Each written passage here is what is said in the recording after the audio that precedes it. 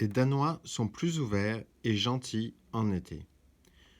Aude-Marie Pantaléon est française et vient d'Orléans. Elle a 28 ans et elle travaille à l'Institut français du Danemark comme chargée de mission pédagogique et linguistique. Comme elle dit, son travail est de rendre le français plus cool.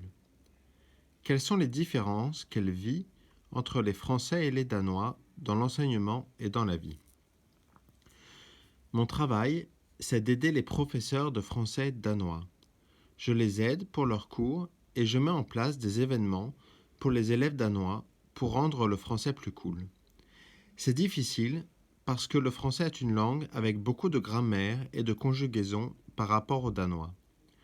Il y a beaucoup de différences entre l'enseignement en France et au Danemark.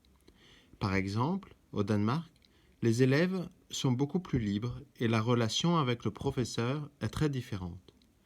Les élèves tutoient le professeur et ça m'a beaucoup choqué quand je suis arrivé parce qu'en France, on vouvoie le professeur. Ce qui m'a marqué aussi, c'est que les élèves au Danemark écrivent pas. En France, quand on arrive dans la classe, tous les élèves ont un papier et un crayon. Le professeur écrit au tableau et tous les élèves écrivent sur leur papier ou leur cahier. Au Danemark, quand je vais dans une école, j'écris au tableau et personne n'écrit. Pour moi, c'était un choc. En fait, je pense que les deux systèmes ont des choses positives et négatives et il faut faire un mélange des deux. Si je pouvais importer quelque chose de la France dans l'enseignement danois, j'apporterais l'écrit et les notes. Je pense que les notes, c'est important. C'est important pour l'élève parce qu'il sait où il est et c'est important pour le professeur parce qu'il sait ce que les élèves ont compris et ce qu'ils n'ont pas compris.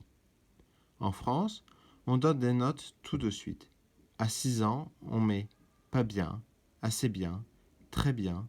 Et après, à partir de la 6e, on met la note sur 20. Dans la vie de tous les jours, il y a beaucoup de différences. En France, on est toujours en retard et donc toujours stressé. En fait, les Danois sont plus ouverts et gentils en été. En hiver, on rencontre des Danois pas très polis, par exemple pour tenir les portes. J'arrive avec mon vélo dans mon immeuble et la personne, elle me voit, mais elle ne va pas tenir la porte.